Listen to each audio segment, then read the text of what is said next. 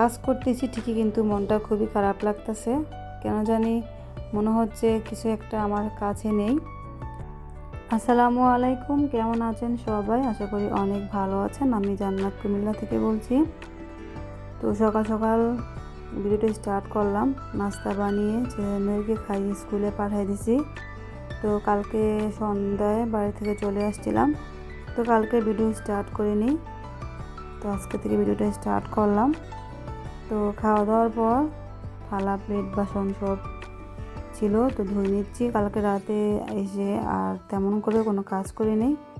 তো আগের ভিডিওতে আমি বলেছিলাম আপনার সাথে আমি একটা আমার খুশির খবর শেয়ার করব, আর এটা হচ্ছে আমি ইউটিউব চ্যানেল থেকে অ্যাডসেন্সটা পেয়ে গেছি। তো এটা আমি কিভাবে পেলাম অবশ্যই আপনার সাথে আমি শেয়ার করব। সবাই আমার সাথে থাকুন, পুরো ভিডিও দেখতে থাকুন, অবশ্যই জানতে পারবেন। তা আপনার ভাইয়া পরশুদিন বাড়ি থেকে সন্ধ্যার দিকে বিদেশ চলে গেছেন। তো আমরা কালকে বাড়ি থেকে চলে আসছি, যেহেতু বাচ্চাদের স্কুল প্রাইভেট খোলা, তার জন্য আর থাকা হয় নাই। তো ইনশাল্লাহ ডিসেম্বরে ছুটিতে যাব, গিয়ে তখন বাড়িতে কয়েকদিন থাকবো। তো জাফরিনের মন খারাপ, বাসায় এসে বাবাকে দেখতেছে না, তো অনেক কান্নাকাটি করতেছে, বাবার জন্য অনেক পাগল। তো মেয়ের মন খারাপ, সাথে আমাদেরও মন খারাপ। এক এক করে সবগুলা প্লেট ধুয়ে নিলাম। তো এখান দিয়ে রান্না করার সব খুন্তি, তারপর হচ্ছে কাঠি, সবগুলাই একটু ধুয়ে নিচ্ছি, যেহেতু কয়েকদিন বাসা ছিলাম না, বাসাটা এলোমেলো হয়ে আছে, সবগুলাই আবার ধুয়ে ধুয়ে রাখতে হইতেছে। তো এখান দিয়ে আমি সবগুলা ধুয়ে নিচ্ছি। তো ঘরটাও গুছিয়ে নিব। কয়েকদিন ধরে দাওয়াত খাওয়া, তারপর হচ্ছে বাড়িতে যাওয়া, সব নিয়েছিলাম। তো এখান দিয়ে আমি রুমটা, বিছানাগুলো ঝেড়ে নিচ্ছি। তো ছেলের রুম, আমাদের রুম, দুই রুমের বিছানা গুছিয়ে নিলাম। তো ছেলে মেয়ের পড়ালেখা করার পর স্কুলে চলে যায়, টেবিলটার অবস্থা 12টা বাজে যায়। তো আমাকে সব গুছাইতে হইতেছে, তো গুছিয়ে নিচ্ছি। সারাদিন কাজকর্মের মধ্যেই সময় কেটে যায়, আর সময়ের যে কতটা মূল্য সেটা আমরা মেয়েরা বিয়ের পর বুঝি, সময়ের মূল্যটা।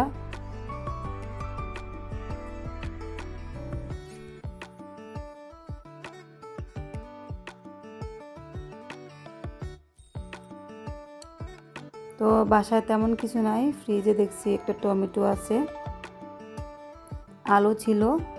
তো যেহেতু অনেকদিন ধরে বাসা ছিলাম না, সবজি সব শেষ হয়ে গেছে, তো কিছু আর আনা হয় নাই। তো ফ্রিজ থেকে মাছ বের করে ভিজিয়ে নিয়েছিলাম, তো মাছটা ভেজে উঠাই নিয়েছি। এখন হচ্ছে কড়াইতে লবণ, তারপর হচ্ছে পেঁয়াজ দিয়ে দিলাম। তো একটু নেড়েচেড়ে এক এক করে হলুদ মরিচ সব কিছুই দিয়ে নেব, একটু রসুন কুচি করে দিয়ে দিয়েছি।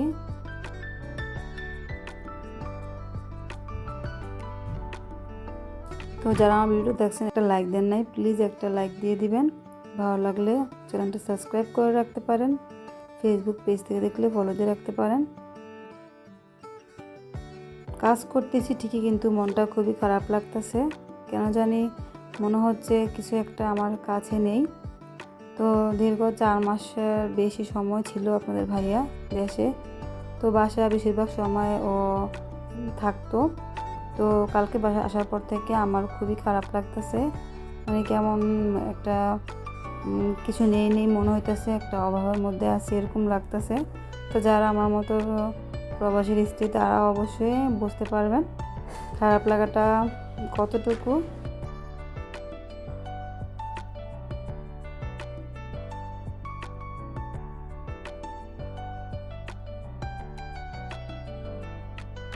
তো আলুটা কষিয়ে নিলাম, এখন টমেটোগুলো দিয়ে নিচ্ছি।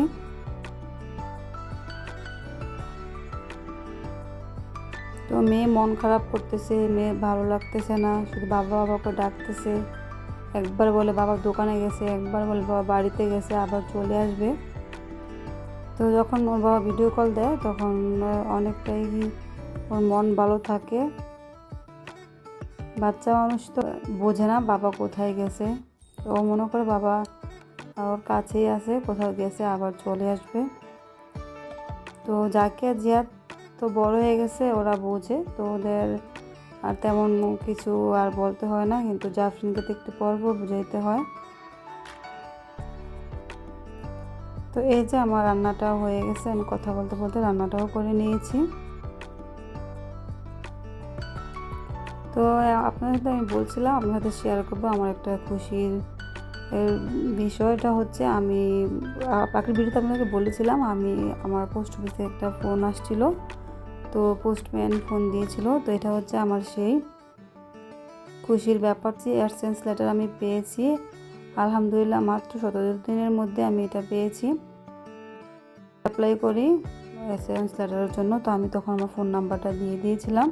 তো ওইখান থেকে ফোন নাম্বারটা এর মধ্যে ছিল, তো পোস্টম্যান আমাকে নাম্বারে ফোন দিয়েছেন, যার কারণে আমার কোনো পাইতে কষ্ট হয় নাই। আর বাড়িতে ছিলাম তখনই এটা পোস্টম্যানের কাছে চলে আসছে, তো যার কারণে তাড়াতাড়ি আরও হাতে পেয়ে গেছি। তো আলহামদুলিল্লাহ, এটা হচ্ছে আমার জাফরিন ফ্যাশন চ্যানেলের রেসেন্স লেটার। তো এই চ্যানেলে এখনও পাই নাই, তো আপনাদের ভালোবাসা পাইলে অবশ্যই আস্তে আস্তে করে এই চ্যানেল থেকেও পেয়ে যাব। তো এখানে কিছু ড্রেস কেটে রেখেছিলাম, তো এগুলোকে সেলাই করে নিব। আমারও ড্রেস ছিল, কয়েকদিন দাওয়াত খাওয়া, বাড়িতে যাওয়া, সব নিয়ে কোনো কাজই করতে পারি নাই। এখন থেকে আবার কাজ সব স্টার্ট করতে হবে।